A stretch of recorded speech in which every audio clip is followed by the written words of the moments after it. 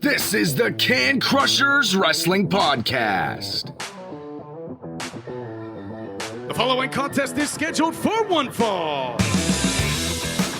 Let's go nuts! It's Jimmy Nuts! Right out of the door! With your hosts, Mark Martinez. Because I'm the Mark and I'm awesome! The Guru. Today I'm going to break it down for all you simpleton sweat hogs listening out there in Can Crusher Nation. I don't mean to come out here week after week and toot my own horn, but toot. And the English Professor. It is I, the English Professor from the County of Kings, speaking the English of the Queen.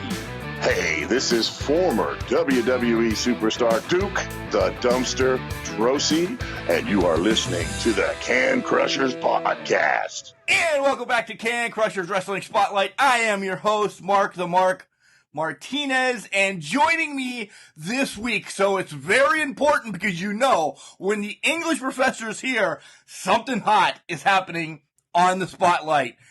English Professor, how you doing? Hey, yeah, this is a pretty special spotlight. We've done these sort of spotlight in the past where we take a week and maybe forego the interview and instead cover our local IWC promotion. And that's what we're doing this time. But this is actually a Thursday show because we did a spotlight because we had one in the hopper and we love this local independent show so much that we figured, screw it, let's throw up a spotlight on a Thursday.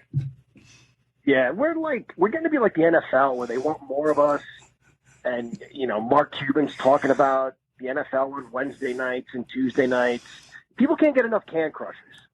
Yeah, for sure. Because late breaking news, our Can Crusher fantasy booking show is tomorrow, Friday. So 4 shows this week. How about that?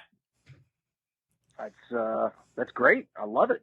You do love it. You do love it. And you are ready to go. John, it was so nice to watch IWC with a tear in my eye the whole night, though. Because it was IWC 20, first of all. 20 years of being in the biz, as they say. Court time was spread out. Everybody looked great there. And I was sad that I wasn't there. And then I was sadder once I saw the people that returned. I was just... Did you feel the same way? I know what you're saying. Yes. The action was top-notch. There was some match of the year candidates. I know sometimes we throw it around and it sounds like we're being a little too loosey-goosey about it, but this card really lived up to that. But one of the things that sort of detracted from it was the lack of the feel. You know what I mean, Mark? There just weren't a lot of people there, which is understandable.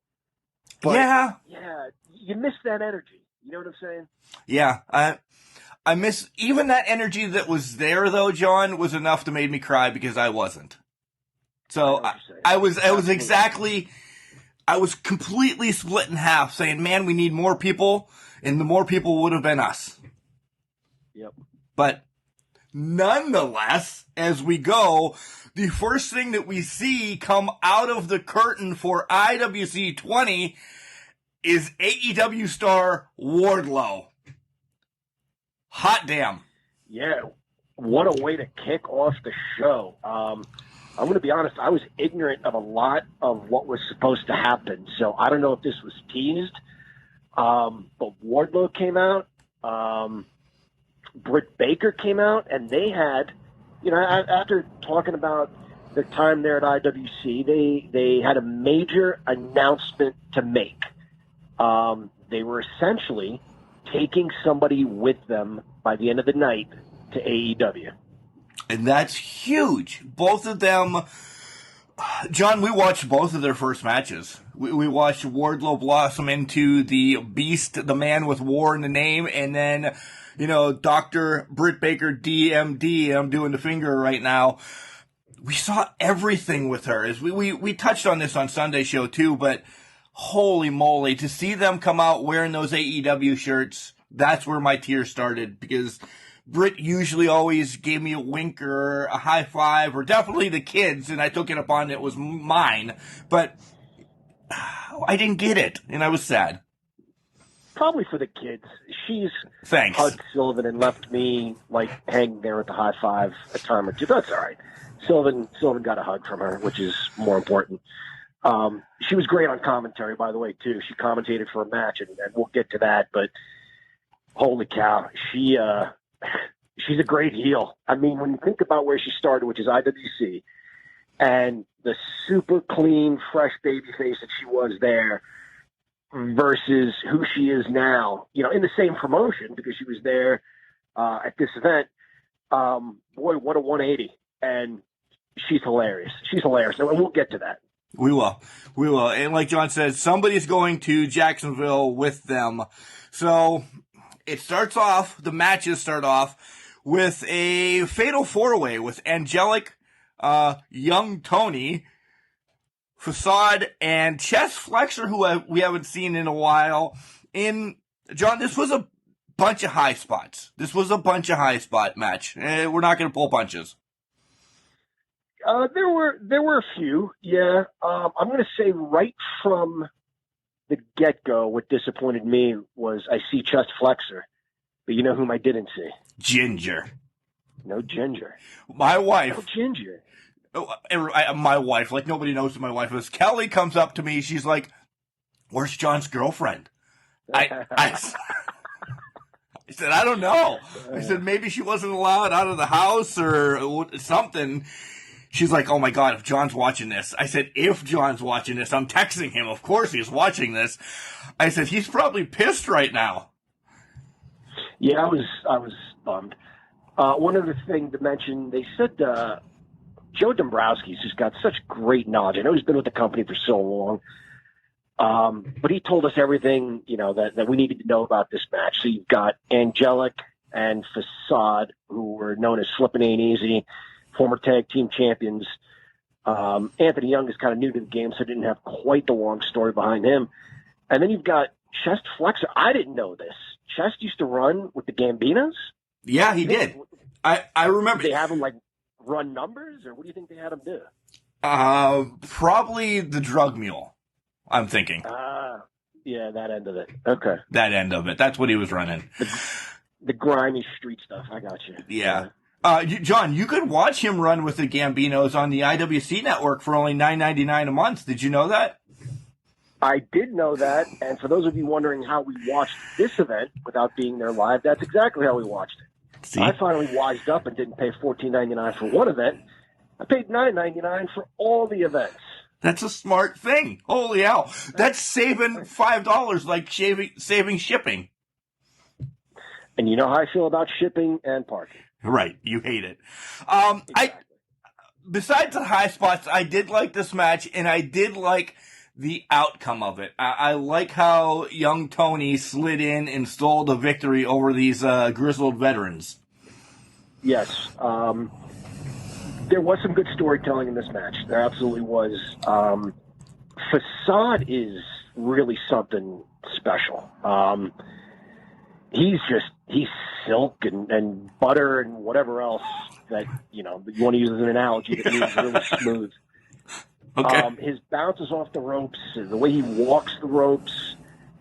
You know, I've mentioned this about AJ Styles, too, when he springs off the ropes. I guess I would say it like you're diving off, like a professional diver, okay? You want it to look pretty, but you don't want to make a big splash. All his movement is just so clean. It's so crisp. I really enjoyed his work in this match. And I think Chest Flexor did what he needed to do in this match with trying to pick up shortcuts throughout. You know, Facade or Angelic did something, then Chest was there to try to steal the pin. And he had a really nice move there towards the end. It was like a twisting gut wrench. I saw, yeah. I've never seen him do that. That guy's been around, and I bet you he can pull all sorts of tricks out of the bag. Yeah, John, we've seen him several different places. We don't have to throw them all out there, but we've seen him, and we've seen him grow. Yeah. Facade, Facade's somebody, so from going from this match, no disrespect to anybody else in it, Facade's somebody that could get a view on AEW Dark, right?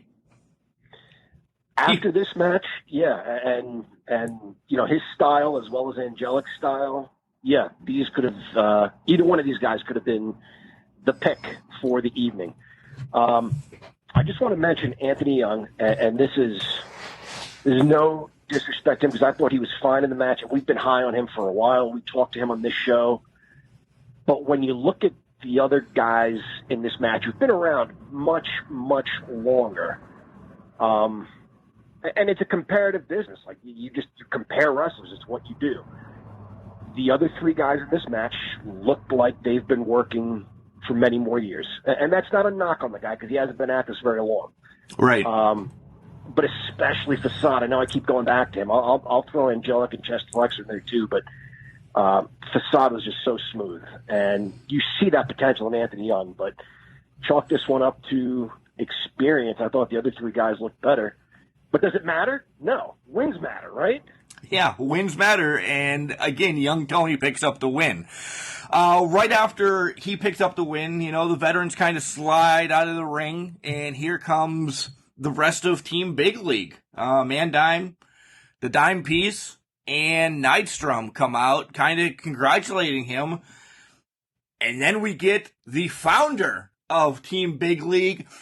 And John, I'm not going to be a party pooper and say this every time because, I've had an on and off relationship with John McChesney. But when that music hit, I'm like, man, McChesney is returning. It's not going to be a promo on TV. He's actually there in the freaking house. Another tear fell.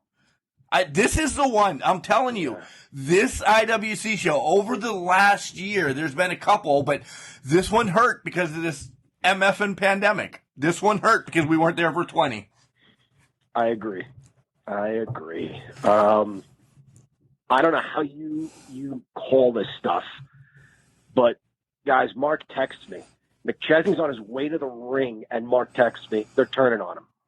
I don't know how the hell you knew that. Nothing had even happened. I had a feeling, and it was, honestly, if I'm going to throw it up against the wall, it was the look that the Dime Piece had. It was, we've had Julia on the show. It was some kind of look that she just shot to McChesney, and I'm like, that's not her. And I'm like, oh hot damn, this is where it's going. It was a guess. Yeah. Okay, well, it was a great guess. John McChesney was, he's been away for a while, and he kind of came back to set his team straight, essentially saying, hey, we're the villains here, but still, we want to earn what we get. And they didn't see it that way. Yeah, he was bringing back the first ever kind of IWC Heavyweight Championship that was given to him by another promoter, not Plummer, because Plummer doesn't give things out. You have to earn it in Plummer's business. Absolutely. And the Dime just took it away from him and beat his ass. And then the Dime Piece cut his hair. I couldn't believe that. I mean, dastardly. I'm going to borrow a term here. She was a weasel because she reminded me of Bobby Heenan handing Ken Patera the scissors. Not since they cut Andre the Giant's hair has anything just this disgusting and despicable happened in a wrestling ring. And back in late 84, they hated that guy, so you could see that coming. Right. This guy, nurtured this group. That's what makes it even worse. Well, that just shows how much of slime balls the rest of Team Big League. Are they keeping the name, or are they going with Hot Shot or whatever they're going to call it? I mean, are they going to steal the name for McChesney too? I mean, we haven't got answers yet, so we have to find out. But Mandime is the reason. He's a slime ball. Yeah. He is. And speaking of name changes, there are all sorts of name changes in that group during the course of the night that we'll get to. But Zach Nydstrom's got a new name, right? If I'm not mistaken. Kind of, sort of, yeah. We'll get to that. We'll get to that. And they've all moved too, by the way. in a month. They moved. Yeah. Man Dive's not from Intercourse anymore. And he dropped a little bit of weight. Yeah. So they beat his ass, pretty much, cut his hair, and then they leave. They leave just saying they're going to take over this whole show. All right, whatever. Next matchup is two of my favorites, really, in IWC right now. You know how I've been high on Spencer Slade for years now.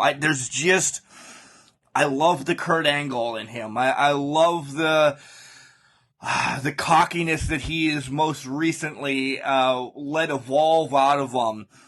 But I know you're a huge fan as well. Cole Carter is just something. He is just something that, I hate to say this, he's not going to be in IWC long. These guys, and this is the honest to God's truth, these guys locked up, and I texted you, Mark. They locked up, and I said, this is going to be special. Because right on the lockup, Spencer Slade leaned with his upper body and his hips to take Cole Carter down, I think into a front face lock. And then boom, just from there, it was art. It really was. These guys told a really good story, and that is that Spencer Slade is the better submission wrestler. And so what you'll see sometimes is the bad guy trying to reach the ropes to break the submissions. But in this case, we had Cole Carter scrambling for the ropes, which is not what, the good guys do, but you better do it because Spencer Slade will twist you into a pretzel before you can blink twice. But then the things shifted a little bit, and then we see Cole Carter trying to go for some submissions. He had a really nice forward roll into a pin, from Slade's shoulders, and was worked in so beautifully. I had actually forgotten that it was a submission match at that point and wondered why Bobby Williams wasn't counting. But Carter kind of lost his train of thought there, lost track of what was going on, and went for a pin in a submission match. He hit two cutters from Carter, I have written, that were phenomenal. Probably Kevin Owens style, that just hit. I can't say they were Stone Cold yet, but they were Kevin Owens that were, I'm like, damn, those are some of the best cutters I've seen in a while. And I know a lot of people do cutters. I don't want to say it's an easy move because I'm a 44-year-old balding fat garbage man. And John, you're a 44-year-old English professor. We have never done these moves. But he just looked he looked so fluent doing them. And I'm like, man, those look great too. Simple things. Everything did. Yeah. Yep. And go ahead. I'm sorry, Mark. I like that Joe Dabrowski compared him to a Von Erich. I figured I'd get a text then that you would lose your shit over that. Well, yeah, he's done that before. That reminded me of when Sylvan and I went to the drive-in. Was it last fall, early fall? Sure. Late summer? All the above. And I think, yeah, he wrestled big time, Bill Collier. And it was at that point, I mentioned this on that episode too. I said to Sylvan, this kid looks like he walked out of 1985. Yeah. And Sylvan said, what do you mean by that? And just then, before I could answer, on our radio, we hear Joe say he's got Von Erich good looks. And that in my lack of terminology is what I was trying to say. He's got Von Erich good looks. He looks like a wrestler from that era. Nothing these guys did was out of place. Everything had a purpose behind it. And you mentioned Stone Cold because you were talking about a stunner and a cutter.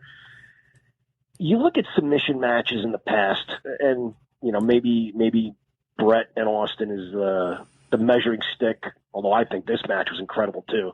Yeah, they essentially turn into bloodbaths. They turn into hardcore matches. Then with the sharpshooter, this was two guys trying to tap each other out the entire time. They wrestled and nailed each other with strikes the entire time. These guys wrestled a wrestling match, and it was beautiful. Yeah, blood was not needed in this match whatsoever. Not at all. No. Is this one of your match of the year candidates? It would be, But for me, there was a match on this very card that was even better. Yep, I agree. Yeah. And it wasn't until later in the card. Yeah. Guys, and that was all on the free show. That was the free show that you could have watched on Facebook or wherever else that IWC put it. That match was free. And then we got, their kind of commercial break, which that's what we're going to do right now, John. And then they came back and they welcomed us back with telling you where April 24th it's going to be back in Brownsville. So there you go for the Eliminator. What the hell the Eliminator is? You're going to have to follow IWC and find out. But we ought to mention Spencer Slade won the match, by the way. He was trapped in a crossface. He wasn't going anywhere. And it looked like Cole Carter was going to get the upset. And then Bobby Williams got a little too close to the action and took a finger to the eye. And then Carter let go. Slade hit a nut shot and then got him into one of several absolutely, well, it was a rear naked choke this time, but there were just some punishing submission holds during the course of this match. But it was a rear naked choke that put Carter's lights out and Williams had no choice. But that kid came close. He did. There's a lot in the near future for Cole Carter. Like I said, that was all in free show, so we're going to take a break, John. What happens when we take a break around here on Can Crushers? What do we do?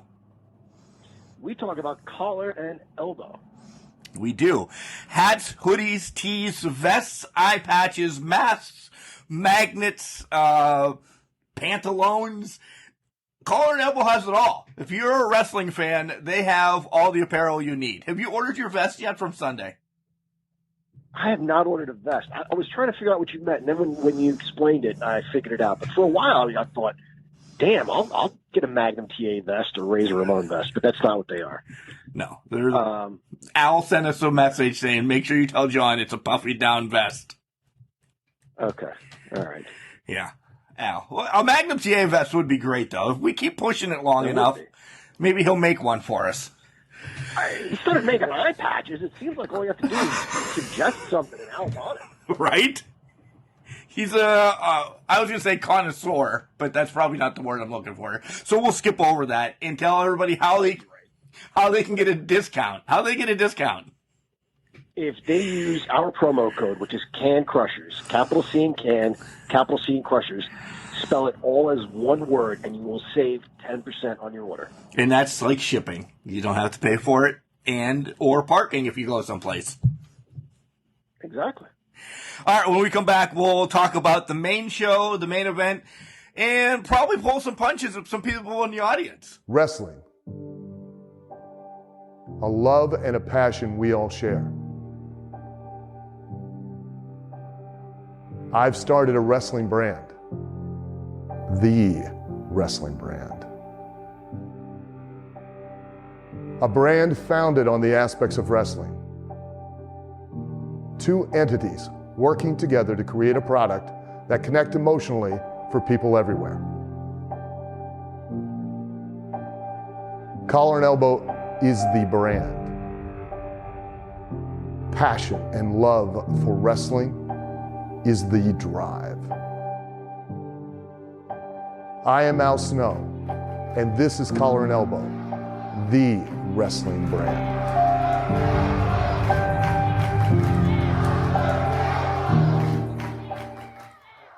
Hey guys, Megan Nelson from Pittsburgh here. When I'm at an international wrestling cartel show and I like to get into some mayhem, you bet I'm going to be finding the Can Crusher guys to get into mayhem with. So many great memories and always such a good time. If you can't make it to an IWC show with Can Crushers, be sure to check out their podcast for the best updates and thoughts of that show.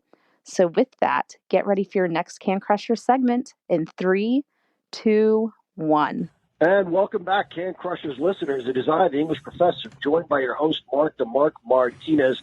We just heard from Al Snow over at Collar and Elbow, and we were just brought back by the lovely Megan Nelson, IWC fan extraordinaire. We are covering IWC's 20-year reunion show. And we covered 3 pretty awesome matches, well, a couple of matches that were free. they were free. But now you have to pay the piper if you want to see these matches. Yeah, $9.99. No, it's $9.99 a month. Let me stutter that again. It's like early, and I'm not drinking. So that's where it is. I just have the stutters today. $9.99 a month, IWC Network, and you get everything for the last 20 years. John, you were very nice to Megan bringing it back. I would have been like, oh, Megan Nelson bringing it back for Can Crusher, something like that. Yeah. She waved in my direction one time. I'm a big softie, so yeah. She's always nice to me. I have no reason to throw her under the bus, as Mark says. I love Megan Nelson. I love it.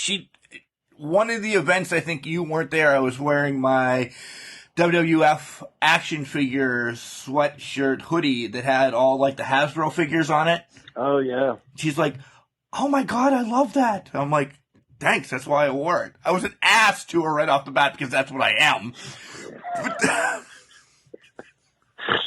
No surprise. Yeah, no surprise. And then we started talking, and I'm like, oh, this chick's pretty cool. And then we talked more, and then we mingled, and now we make fun of people together, and we've poked at her, putting her lipstick on, watching one of the greatest matches ever at IWC. Yeah. So, yeah, that. We love her. I get you. We really do. We do. We thank her for listening and spreading the word. Yeah. Guys, you can do that too. If you want to hear your voice on Can Crushers, head over to our Anchor account. It's anchor.fm/CanCrusher69. You can leave us a little voice memo, voice message, shout out, whatever. We'll try to get as many on as we can. Megan's just fit this one perfectly because she loves IWC and so do we. She did a nice job, for sure. All right, so we're back after the break, and after giving Megan Nelson all the love and glory that we can, and we get the Regulators, which are, Chris LaRusso, Jock Sampson, Chase Gold, and Deputy Dawn, taking on RC, Jace, Katie, Apollo, and Patch. Yes. Am I right? It's a lot of people. Yeah. It's a lot of people.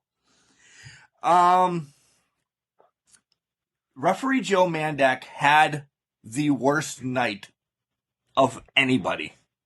Because he has this, and then later on in the show, he's got another match that's got 8 people in it as well. Nothing against the kid, because he's an ROH referee as well. Plummer just put the screws to him. Here, you're getting the multi-man matches.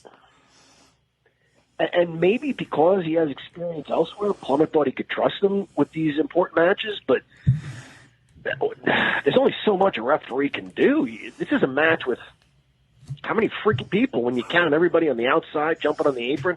It looked to me like he got to a point where he was like our teacher when we were in middle school, whichever teacher. He's like, you guys do whatever the hell you damn well please. I quit. I give up.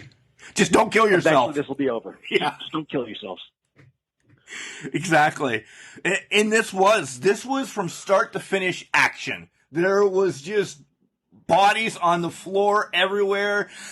Illegal stuff being thrown around. Ella Shea's out there dancing with her cowgirl hat on. It was craziness.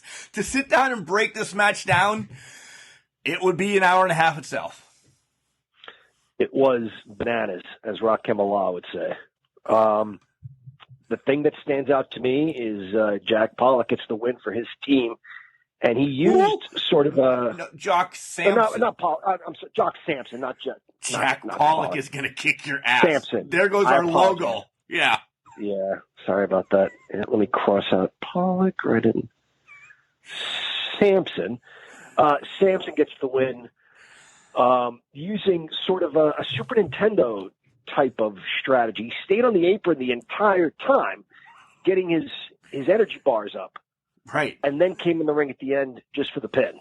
Well, he hit him with a boot as well. Yeah. Yeah. Yeah, he hit, who was it? I don't even remember who took the loss. I can't. Was it Patch? It may have been. It wasn't the Greek kid. What's his name? Apollo. It wasn't him. want to say it was Patch, but I'm not 100% sure. But it was craziness. There just was so much going on for that poor referee to follow. And it's what Samson does. He takes advantage of these sorts of situations. Yeah, for sure. Next matchup, Ricky Reyes, former IWC heavyweight champion, returning for IWC 20, taking on half of the tag team champions, Zach Nystrom from Sweetwater, Texas. Yeah, who else is from Sweetwater, Texas? Barry Windham. Yeah. Kind of reminds me. I'm not as big of a guy, but kind of reminds me of him. He's got the fluidity of Barry Windham, though. You know how high we are on Zach Nystrom. We really are. He is poetry in motion in that ring for a big guy. Yeah. I miss the name Sure Shot, though. That's a cool name. You don't like the big fundamental? I like it. It works. It works. I thought Sure Shot was better. Yeah. The package powerbomb at the end was unbelievable. It really was unfreaking believable. And he tried it a couple times in the match, and Reyes, just being the veteran that he is, kind of wiggled out of it, blocked it a couple times, but once he cinched in at the end, there was no getting out of it. Yeah, and, I don't know, I didn't know anything about Ricky Reyes until this event. I saw him for the first time. I really liked his work, too. There was a part where Zach Nystrom was behind him, had him on the mat, essentially going for like sort of an ankle lock. He had his ankle, and Reyes extended his free foot and kind of tucked it behind his own knee and pressed down so that the foot that was in the lock would spring forward and bring Zach Nystrom with him. Brilliant stuff. Good chain wrestling, fast-paced action, good strikes. Found out Ricky Reyes was light heavyweight champion, I think Joe said, for Carlos Colon's World Wrestling Council in Puerto Rico. Yep. So quite a resume. And, here's the point I'll make about this. I don't know how much longer Zach Nystrom's been around than Anthony Young. And again, I'm high on Anthony Young. I really am. I think he's very good and has potential to be great. Ricky Reyes apparently has been around forever. Yeah. I would have believed Zach Nystrom had every bit of experience as Ricky Reyes. And to be fair, that was a four-way match to kick off the show. This is one-on-one. Right. But, Zach Nystrom looks like he's got a decade of experience already. There's not a thing he does wrong. No, I agree. Except hang around with Mandime. Yeah, besides that. But they're tag team champions. You can't argue with that. Right. Oh, we're high on them. We are. Reyes, you forgot to mention as well that he was part of Lucha Underground for a while as well. Which I never got really into. Some of the other people like Luchasaurus came from there as well over on AEW, but I never watched a lot of Lucha Underground.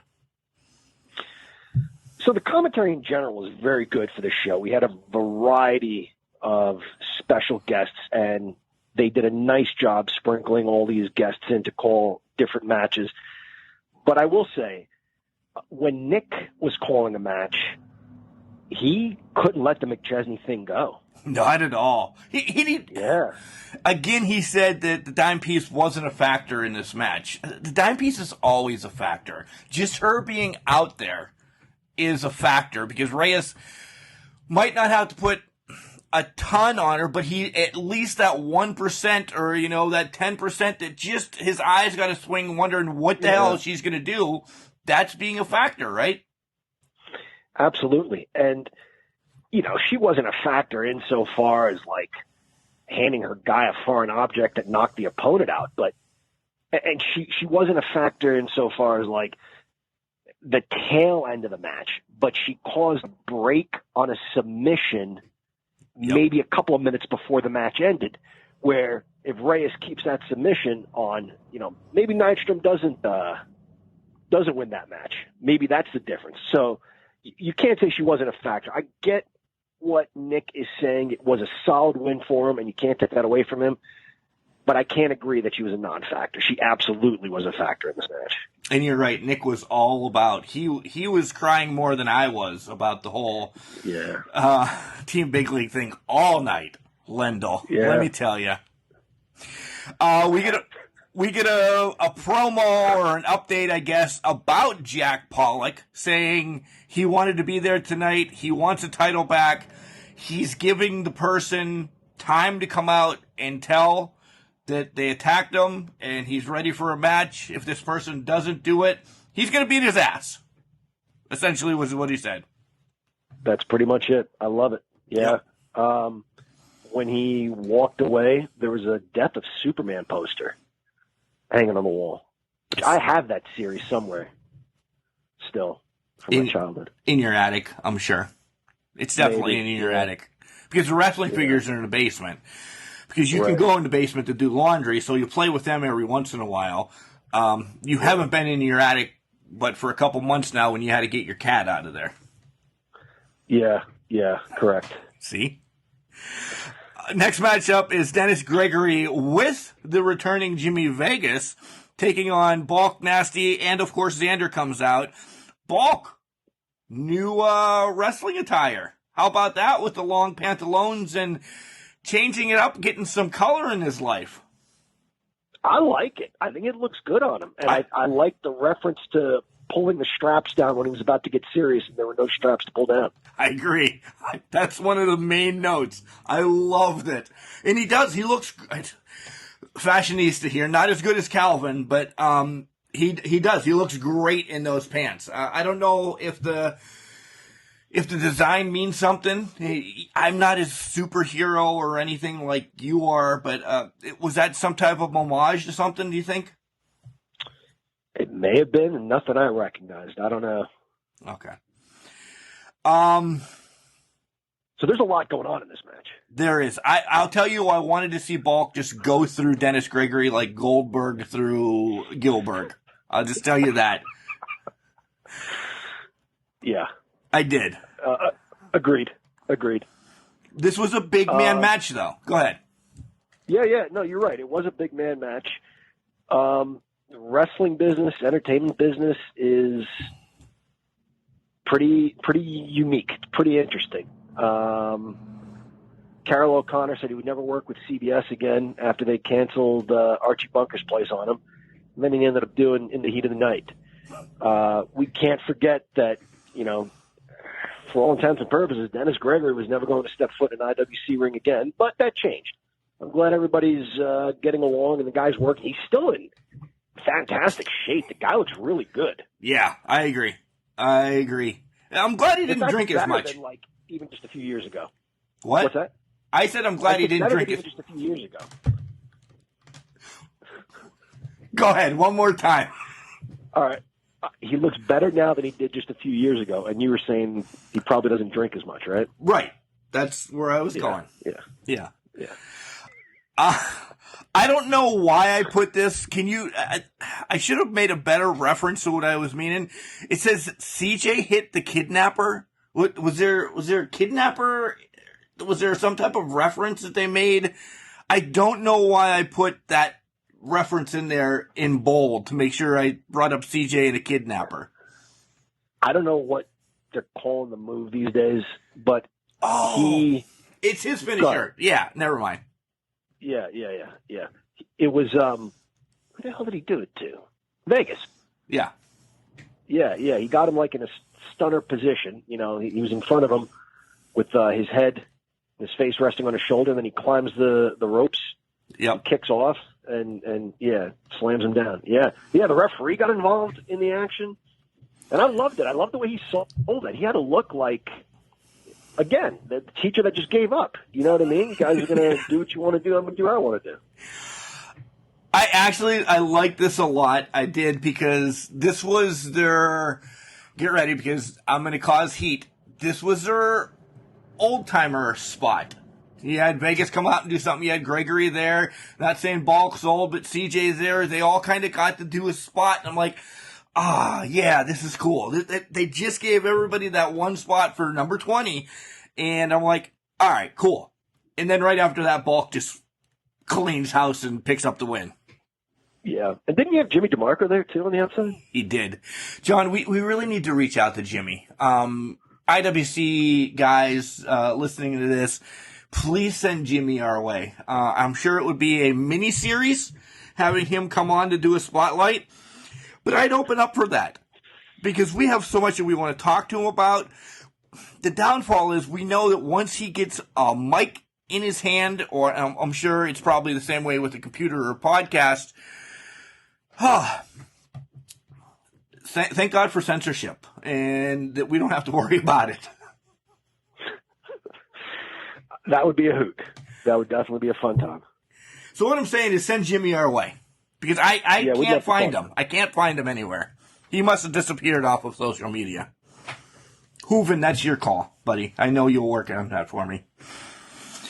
One other thing about this match is Bulk Nasty taking on, I mean, you use the term old timers, so I'll piggyback that. But if I'm mistaken, or has he had some of these matches lately against some IWC legends?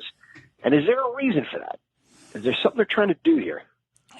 They're trying to prove, this is my thought, they're trying to prove his worth because he's running through a lot of legends to show that he's kind of Randy Orton legend killer, taking care of them. And I think Ball's going to be tired of the air quotes old timers, and he wants, well, he says it after the match, he wants the title. He wants the title, so he wants the number one guy, Andrew Palace, if he has it after tonight. If he has it at the end of tonight, yeah. And after a performance like that, you know, is Bulk the guy that Wardlow and Britt are taking down to Florida with him? Right? So many could have been picked already tonight. Yeah. And we'll tell you who it is. Spoiler, if you saw it on Facebook, you already know. Or if you were there, you know too. Next matchup, 4-way match, tag team, the culmination, the Gambinos, hardcore hammer time in the main event. Let me say, Remy listens to this, and I'm glad they brought the masks back. That little touch with the culmination made me mark out. Because I love those masks. They put them away for a while, and they were just coming out, you know, with muck on their face, but they got the masks back. That's the culmination that I like. I'm telling you, I love it. Agreed. I felt that they had lost some steam coming into this match. They regained it by getting a little bit of that look back, and fast forward, not to ruin it, but also by getting a big win over 3 other teams, catapulting them to the number one contender spot, which is what was on the line here in a fatal 4-way tag team match. And again, to your point, this was the same referee from the earlier tag team match, right? Joe Mandak again. Yep. That's it. Yes. And what do they throw at him now? We're going to do lucha rules where you don't have to tag and anybody can be in whatever they want. Poor guys, like, you got to be kidding me. So is there then essentially a legal person ever, or everybody's legal all at once, right? I guess if you lucha rules, if you leave, your partner can come in. That's the rule. But I think it was either Joe or Nick that said it. What are you going to do? It's a 4-way. You're going to disqualify the guy? So, yeah, essentially it became anybody can be in whenever they want. But they worked up to that. Everybody got some cool stuff in. I loved seeing Hardcore Hammer in there with Remy and really knock him around. And then the tag to Koger and watching those two bulls like slam into each other. And I'm old-fashioned, okay? I don't care if it's King Kong Bundy running into Uncle Elmer, nobody moves, or Hammer running into Koger and nobody moves, or when I'm 84, if there are two big, heavy guys running into each other and nobody moves, that will always entertain me. A shoulder block where nobody budges tells me, all right, it's on. These two guys are evenly matched. Yeah. Hardcore Hammer time, by the way. They had the old ECW jerseys. Damn it. The name just left me. They came out with Tables, Rocco Rock, and what was the other guy? Public Enemy. Yeah, Public Enemy. They came out with the Public Enemy jerseys on. I wanted to make reference to that, too. At least Uven will get a shout out again. And Jamie. I love those. They're purple. Little things, John. You worry about blocks in the ring. I worry about that because that's selling their ECW route, more or less. We talked to both of them. Jamie, we're still looking to go to Jamie's to wrestle in the moss-covered wrestling ring one day. Nice. I can't wait. Yeah, he promised us that. That's right. He did. Hooven's a Philadelphian, right? Yeah, he's a huge Eagles fan. Yeah. Yep. After the culmination gets the win, Hooven and Gambino and Jamie, they get into it again. And it's funny because they had a huge match at Brownsville where they went through tables that are on fire. The next event is in Brownsville. Kind of reminiscent of what's going to come to happen, maybe? We're going to get another awesome match between those guys? Likely. If this is any indication, then that's likely the case. It was Marshall who took the pin, I think by Remy. But in any case, it was the culmination that won. And Hooven, I think, was maybe going for the pin, and culmination snuck in there and stole it at the end. And Dan Hooven just kind of lost his shit. And he was saying, like, this was supposed to be our number one contenders match. And essentially, I mean, didn't you have the Gambinos, especially Marshall, saying, like, these guys are former tag team champions. Right. Give them a shot. And now they're the ones who swoop in and try to take it. I could see him, not being happy with that. Yeah. Potter just, Potter, Bobby Williams, however you want to know him, looked confused as he came out to see what the hell was going to happen because all hell broke loose. I think Mandak went down in this match too, didn't he? I believe you're right. Yeah. So, what happened afterwards, though, is, borderline scary. It was like something out of a movie. Yeah. With the beatdown that the Gambinos put on these guys. And that's when you were texting. We texted each other, of course, because that's what happens when you text. You don't text yourself. Right. You're like, this fits them. I know Marshall has semi-retired and Mickey is on again, off again. If they want to come back to IWC and run the roost, I think they could. They looked great.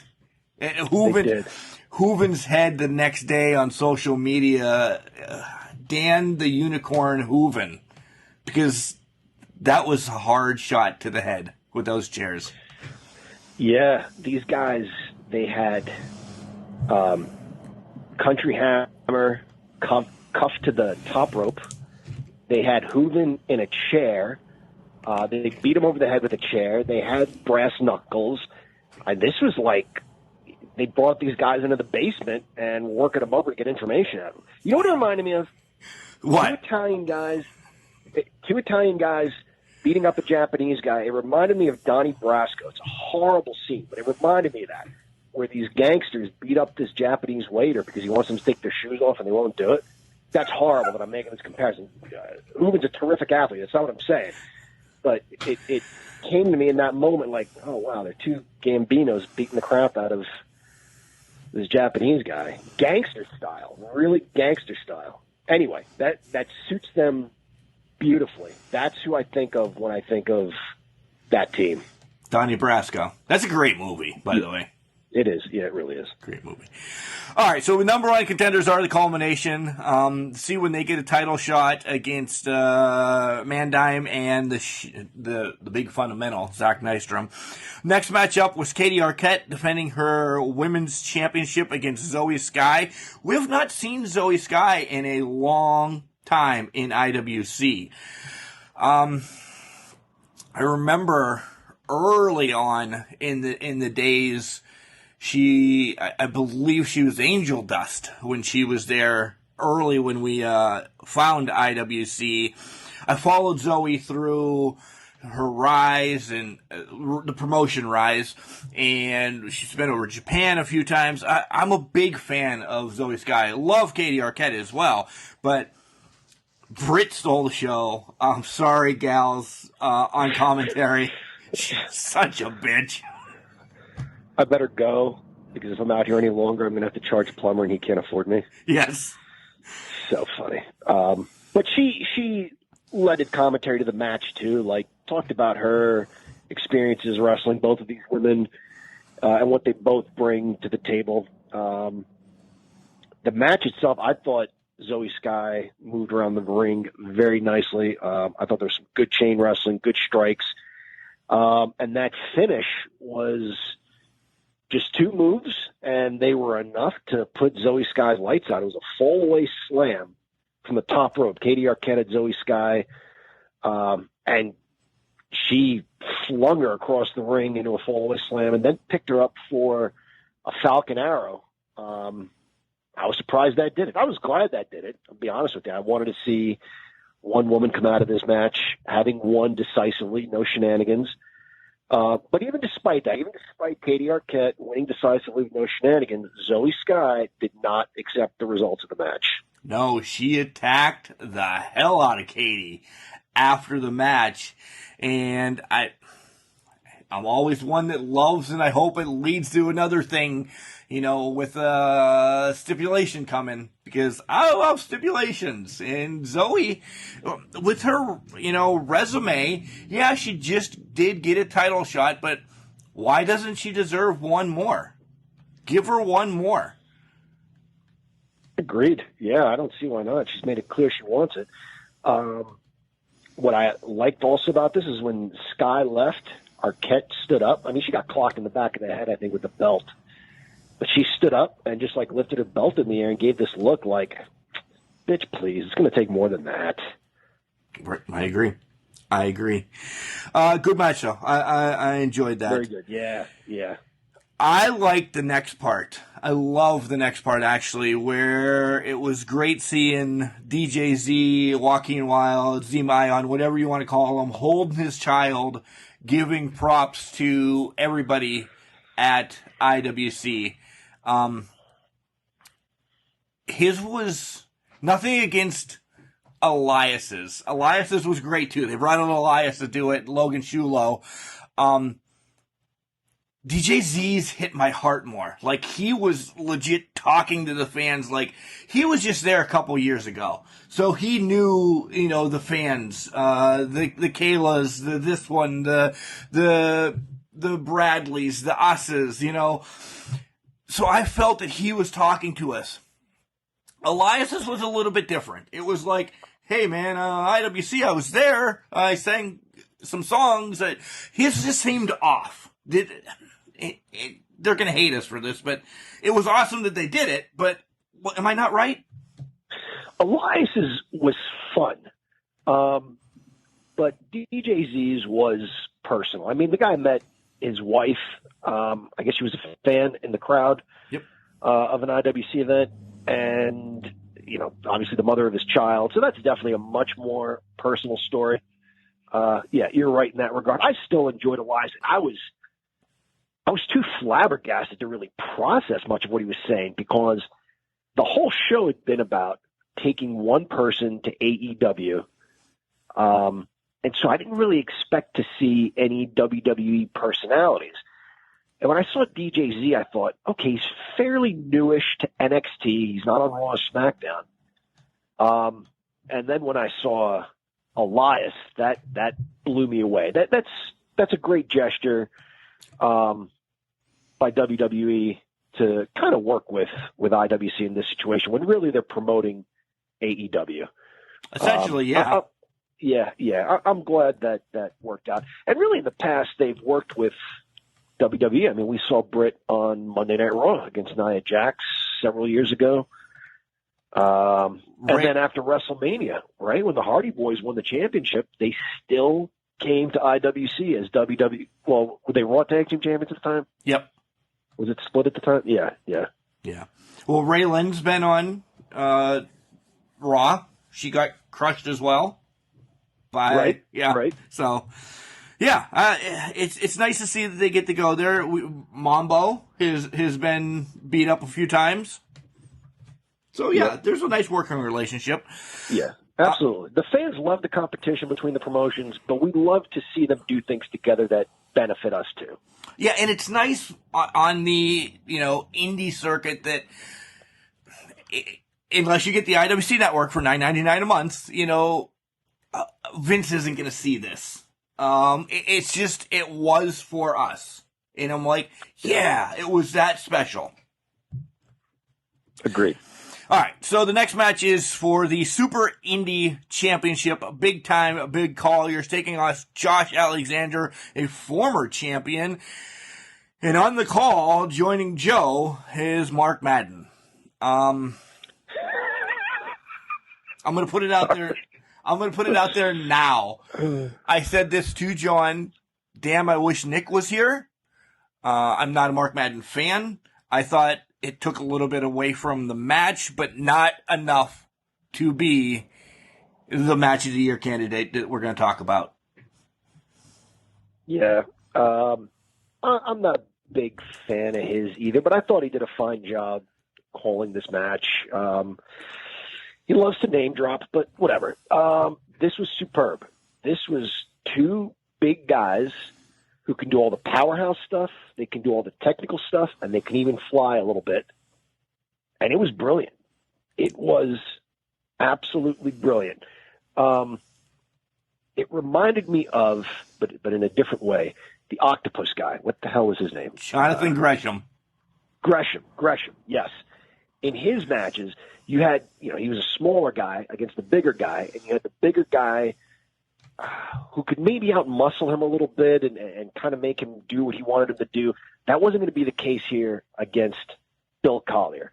I liked what they did with sort of Collier trying to outfight, and then later, the wrestling comes in a little more. This is another situation where neither guy did anything that didn't belong. It was just brilliant, start to finish.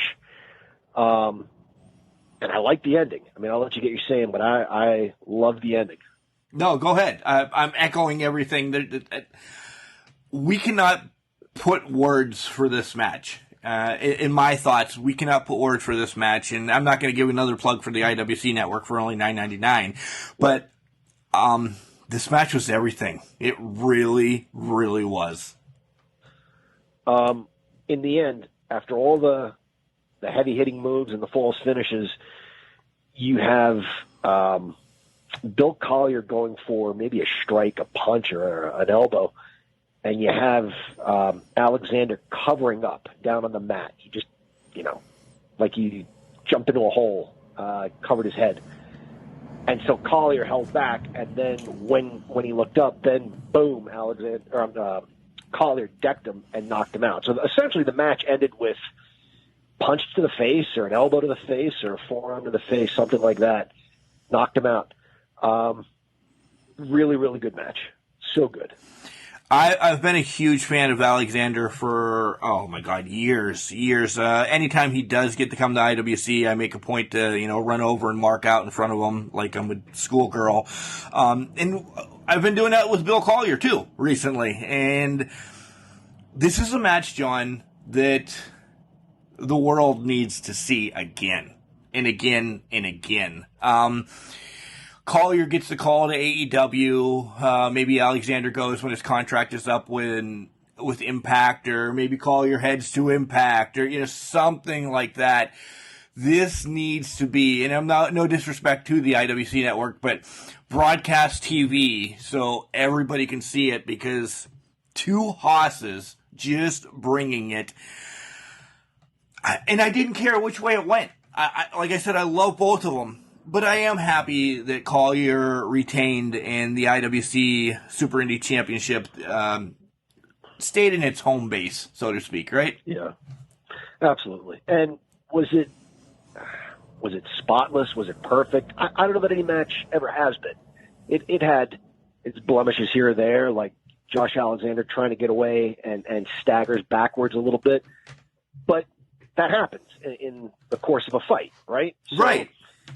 Yeah, exactly. Anything that happened felt like it was destined to be in this match. These guys wrestled about as perfect a match as you can. I agree. Plummer gets into the ring and does his to-dos, talking about being the best brand, brings in Chuck Roberts, and Chuck gets to introduce the main event. Chuck does a good job. I do like Chuck. I was just going to say, yeah. But he's not a Nick Lendl. Nick Lendl to me is like golden pipes right now. I love Lendl. But Roberts did a good job. And it's now time for the main event. It's Andrew Palace. Go ahead. Was Nick Lendl over the haircut from earlier by this point? No. Had he finally simmered down? He still wasn't over it. No. Why would he be? Because part of Team Big League is challenging for the championship. This is just another time for him to talk about it more. True. Mandime taking on Andrew Palace for the IWC Heavyweight Championship. All right, Palace is the IWC champion. I wasn't a fan of his new entrance song. That's number one. I like party, na na na na na na na. That's his energy. I mean, it was still upbeat and everything, but I was upset about the entrance song. John, before we go any farther, did you even notice it? I did. No, of course I did. How can you not notice it when his previous entrance is what you just described? I sang it perfectly. Yeah, you did sing it perfectly. Yeah. In terms of the rest of pro wrestling, I'm stuck in my ways, and I'm not one for change, which is why I miss the Man Dime's weight being 69 pounds, which I don't know if the ring announcer screwed that up. He only said 0.6 instead of 69. I miss him being from Intercourse, PA. I miss Zach Nitram being the sure shot. And I miss Andrew Palace's old entrance. See? I do. Yep. So, let me just run through my notes. Joe trying to explain how rough the steps... Oh! All right.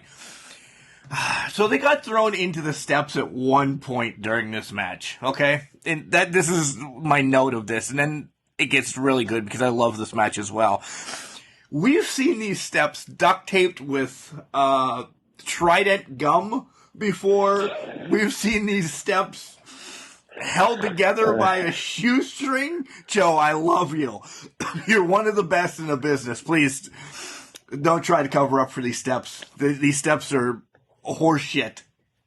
They were rickety. But they are made of tough wood.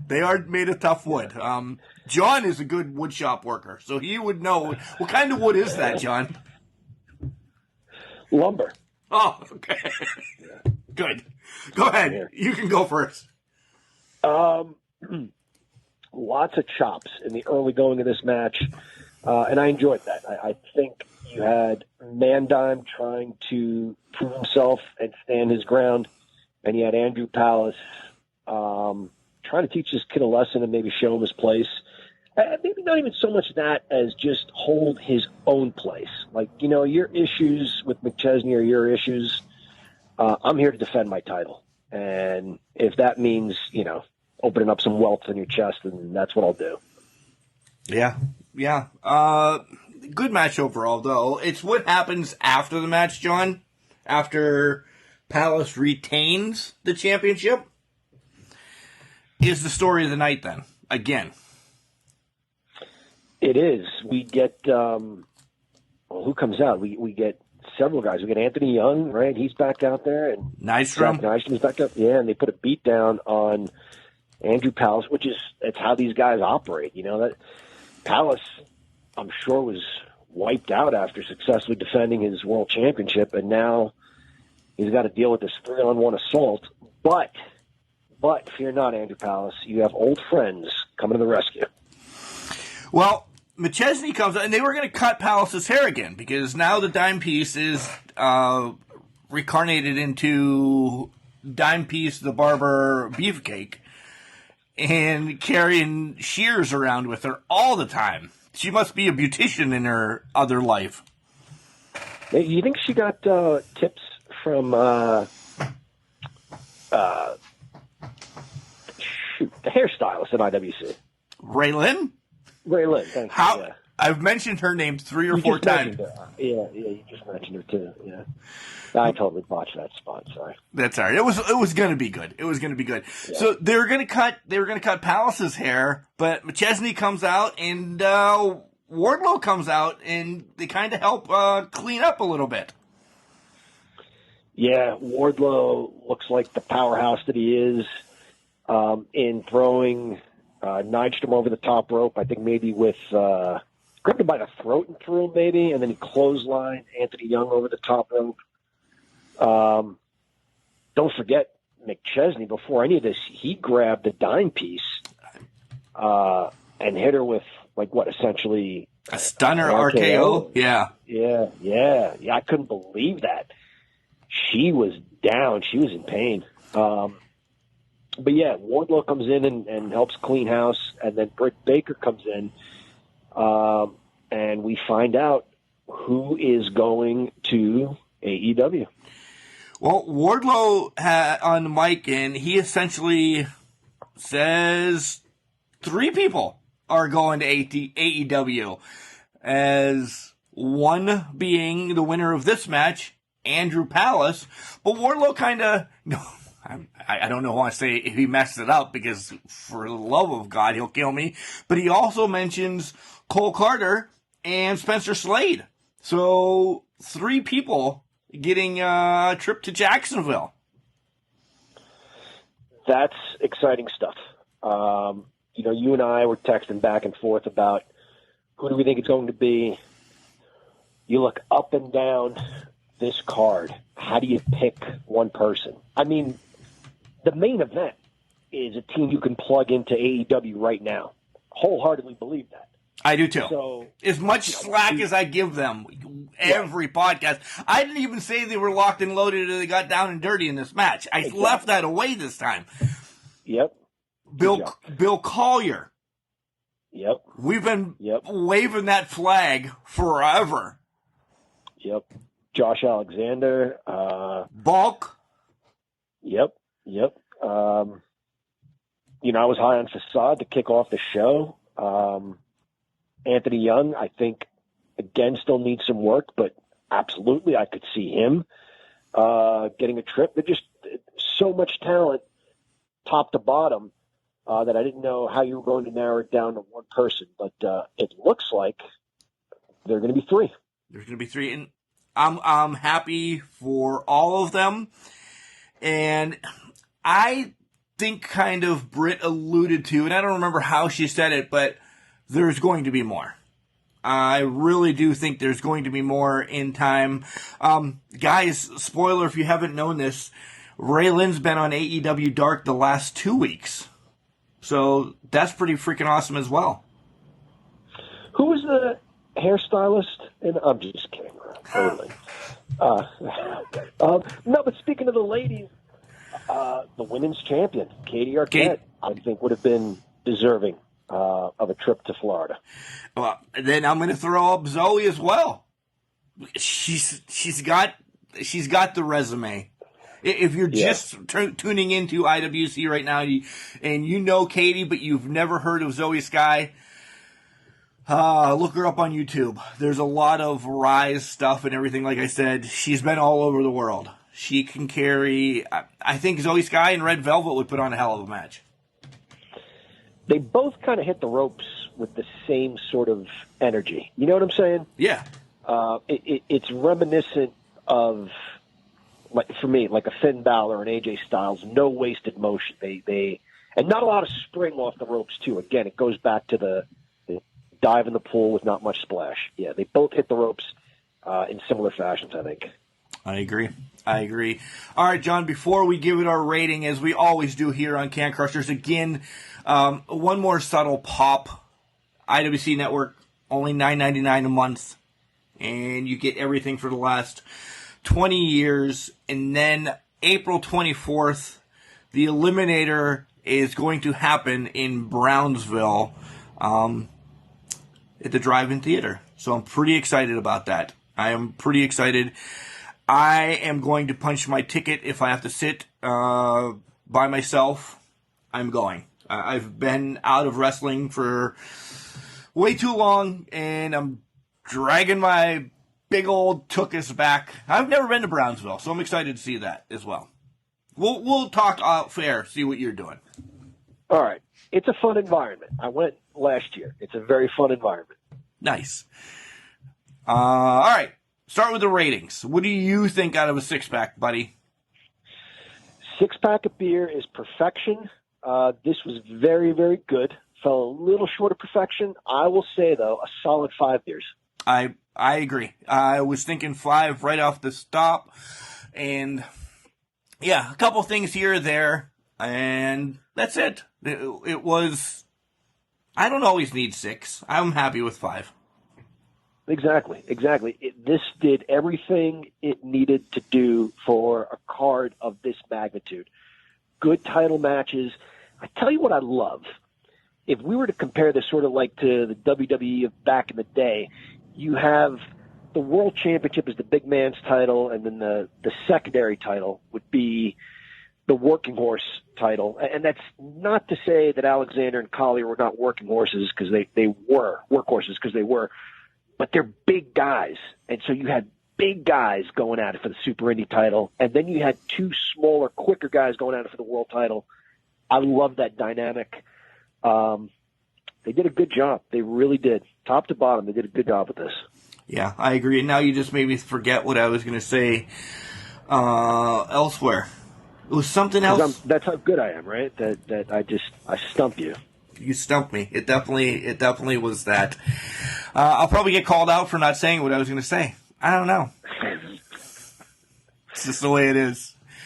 John, it was great having you on to critique IWC 20. We've been going to these for holy shimolies now, what, 8 years, I want to say? Yeah, 2013. Yep. That's unbelievable. And we cry every time we miss one. Thank God for the IWC network for only $9.99 though, huh? Absolutely. That is the best idea. I almost said Justin Plummer ever had. That's the best idea Jenny Plummer ever had. That's what I was going to say. How about we give a shout out, 1, to Jenny Plummer, which you just did that one. Thank you very much. And 2, to our homeboys at 2-to-1 Media. Guys, I know this is late in the broadcast, but if you need anything, video, photography, he has a drone, all that type of stuff, look up 2-to-1 Media on Facebook. Jeremy will take care of all your needs. Jeremy, so you know, now that we've kept you all the way to the end, flawless. You only get better each time. That's what you want to hear. And that's what I'm telling you from my heart. You guys, whatever tweak you did this time, I didn't even have to reach out to you on Facebook because you did that great of a job. Yeah, nothing else I can add to that. It was pretty seamless. Now, do you want to tell the story real quick before I tell you how I watched the first hour of this, John? This was amazing, by the way. Oh, yeah. We should have led with this. My wife hated me. I can imagine. So Mark was not at home to watch this from the beginning, and I think his goal was to just, you know what, I'll catch it tomorrow. Yeah, I knew that was bullshit the second he told me. It became like the commercial where the one asshole is at his daughter's recital but has to watch the Steelers game on his phone. Mark was out with his family but had to watch IWC on his phone, and then they're in the car. I hope Kelly was driving, but she was. By the time they got home, okay, Kelly and Ethan had just had about enough because he's screaming and marking out, and they had headaches. And they pulled into the driveway and didn't even wait for him. They just got up and stampeded into the house. And Mark was alone for the rest of the night. I was. I stole Kelly's phone because I couldn't just watch it off of my phone. I stole Kelly's phone and connected it to the radio in the car via Bluetooth. So wrestling. Joe Dombrowski and Nick Lendl are coming over our radio in the car. I'm watching it on Kelly's phone and texting John on my phone. That's why I couldn't watch it on my phone. Oh, my God. So I could text you about what's going on. I'm an asshole. I have the best wife in the world. The stuff that she does for me because I'm a child, she's a saint. It was a good card, though. That's not that unreasonable, what you did. Right, see? Thank you. Yeah. Wrestling fans know. Yep. All right, John, just remember, just because you're trash doesn't mean you can't do great things. It's called a garbage can, not a garbage cannot.